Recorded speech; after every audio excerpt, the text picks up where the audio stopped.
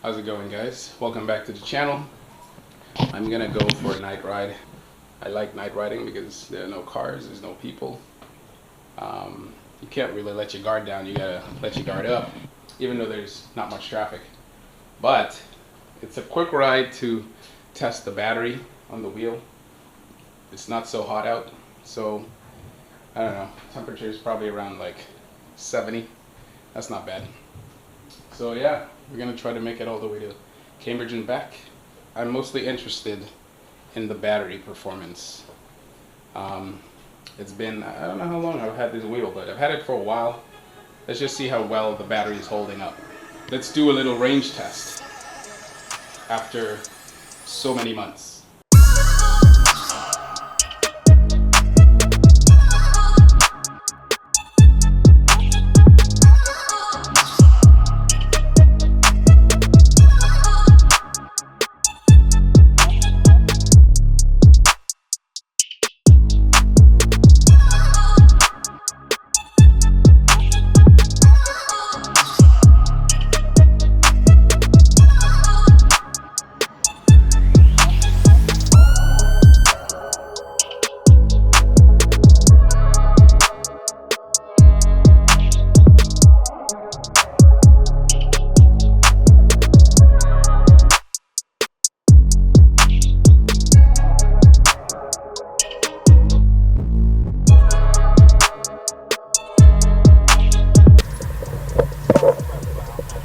I'm so impressed by how fast we're going. How fast is this one? This is 31.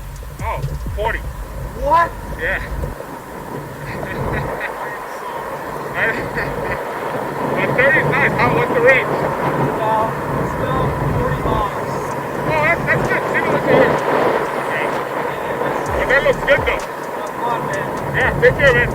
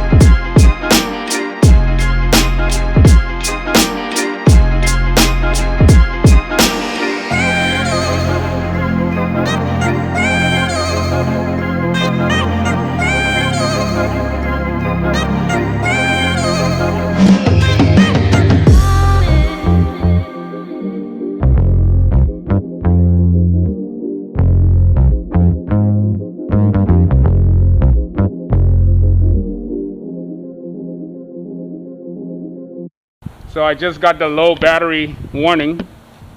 I decided to stop. The thing is, it's good every now and then to do a range test on your wheel, just to be sure, you know, the condition of the battery. I don't have one of those charging things that can determine how your battery is. I'm not sure if this is normal or not. I don't remember what my range was last time I did this, but it was a bit windy today though. Especially crossing that bridge. was very windy. So let's see what we got right now. Right now we have 77%, 93.7 volts. Yeah, I wasn't expecting that. I didn't ride that hard. The top speed was 37.4. It was very windy. I did some hard acceleration, but nothing crazy. The only difference I can think of is that it was windy. It was windy, and the temperature outside right now is, let's see what that is. Yeah, so yeah, temperature is a little low, 64, feels like 50. Plus the wind is not going to help the battery much. But yeah, this is literally, I consider the MSP, MSX, that style wheel, a city wheel. You know, it's literally the range is not that great. I mean, what was the range? What was the spec on the ewheels? It's probably like 50 miles or something like that. If I let it cool down for a little bit, right now it's climbing up to 78%. It's 93.8 volts. If I wait a little more, it might go up a little more. My average riding speed was 23.7. The journey was 15 minutes. I've only done 4.17 miles. This is highly disappointing. Highly.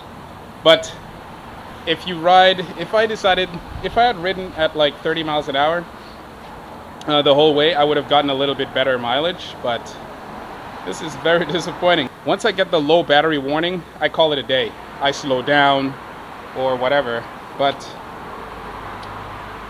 yeah, it's really a city wheel. I would love the Monster, or you see, the thing about the Sherman is it's dense.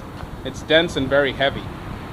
The Monster is heavy too, but I just want to see how different these wheels are.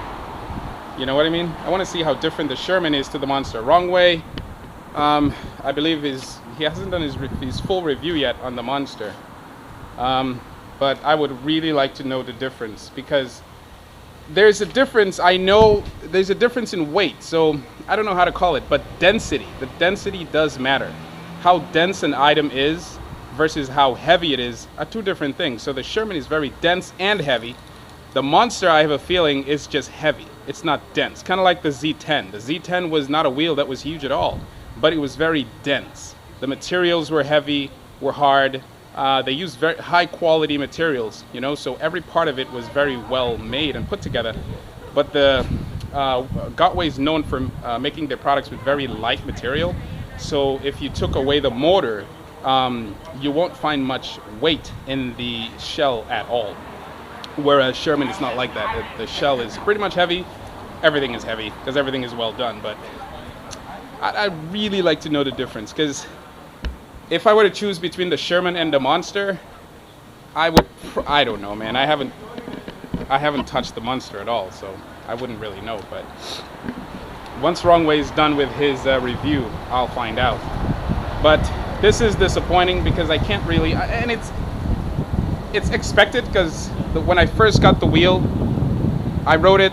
I think I got a really good range. I rode from here to Blue Hills Reservation. You can check that video out. And I had to charge. I had to charge once I got there. In fact, my buddy and I who rode, we had to search for some chargers. And we didn't ride that hard. We rode pretty normal. An ideal cruising speed, if you want to extend your battery for MSP in general, is around, or 84 volt MSX, is around 30 miles an hour. Definitely. Anything above that, you can't expect to reach 50 miles. Definitely not. If you plan on doing any performance riding over a long range, then this is definitely not the wheel. It's a city wheel. And when I say city, I don't mean California. Because California, their roads are pretty long and pretty big. Boston, maybe. Small cities, you know what I mean? Because a lot of charging is involved. If you plan on doing any hard riding of 35, 36, 37. The experience was good. I felt good. The maneuverability is still great. I mean, I wouldn't expect that to change. That's a constant. But I really just wanted to do a range test. But it is windy. I mean, look at the trees. Look at the flag. It's very windy right now. Extremely windy. And I'm about to go over, look at that guy. And I'm about to go over a bridge. Oh gosh. over the bridge. That's where most of the wind is, man. Oy. Anyway, let's see if I can make it back. I mean, I know I can make it back. It's just a pain to ride back at a slower speed. That's the one thing I hate about the MSP, is that you can go fast in one direction, but not the other direction. Top speed, 37 miles per hour. Battery, 58%. 37 miles an hour. 58%? Well, that's interesting because when I was riding, it said load. Well, it didn't say load, but it said battery was like 29, 30 something percent, which makes sense because under load is going to be lower than at rest. But 50 something percent, that's not bad actually. If you really want to ride above 30 miles an hour, I mean, you could still ride above 30 miles an hour at 50%, but you can't do too much hard acceleration. You're going to feel a little dip. Also, jumping your wheel, there are times where I have to go through potholes and I'm like, man, like, do I jump or do I just go through the pothole or just go around it and maneuver? Even while trying to maneuver, I'm thinking, is it gonna cut out? But it's not, because it's 50%. Once it's at 30%, once it says, you know, battery 30%, you know it's at 20% more. You know what I'm saying? Just add 20% to it, that's the battery you got. But something to take into consideration here. Now that I jump. So yeah, I almost cut out when I jumped. Oh man, that was funny. But don't do that. If you're at 30%, don't jump. But overall, I'm actually not too surprised at the range. I'll post up the, it's 11 miles. I'll post up the relive in a little bit. But yeah, 50% for 11 miles. So yeah, there you have it. 59%, 44 minute journey, 37 miles an hour, 13 mile average speed, 23.9 mile average riding, 91.2 volts. Yeah, that's actually not bad. I think 88 volts is like pretty much close to zero. So this is actually not bad at all. Like I said, it would have helped a lot more if it wasn't so windy and cold. Listen to the fan go. Wow. Listen to that fan. But these pads are awesome, man. I felt so much more stable riding. And the thing about night riding, a lot of people don't like night riding, mainly because you don't know what to expect on the roads. But having pads on your wheel gives you a lot more confidence because you're stuck in, you know. Even if you experience an unexpected bump, you can always manage to stay on your wheel. And some guys obviously have those spike pedals, but not needed that much if you got some awesome pads. But listen to this thing go. I still love it, man. It's definitely, it's funny though, because I know the top speed is 40 max. I don't sustain 40 obviously, but I do sustain 37, 38 sometimes. But now that I've ridden the high-speed MSP, I dial back on this wheel for range purposes. Probably 37, 36, you know what I mean? But this is a joy to ride. It's literally a joy to ride. It's just so annoying not being able to do 45 miles an hour, 46, 47 miles an hour. But that's why I like it for off-roading. So, great wheel for the city, absolutely. There's another video I'm gonna create that's gonna talk about, you know, different roads for different wheels. Because in the city, this thing feels fast around, you know, around scooters, around bikes. This thing feels fast. But there are certain roads that 40 miles an hour feels very slow, because even though the speed limit might say 35, these cars are blazing at 50. So, peace out, guys.